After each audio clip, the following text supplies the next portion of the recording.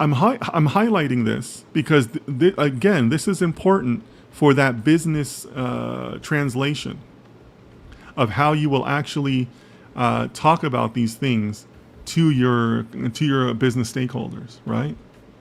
You're going to be talking about these things in terms of why these clusters share these items, these members share the same attributes. Why are they orange? And why are they so close to each other? Very, very important skill as far as being able to translate your results. So, I couldn't find a chart that's a good example of this, right? But let's pretend that right here in this corner, I have a member, and we'll say for the moment, it's neither orange nor blue.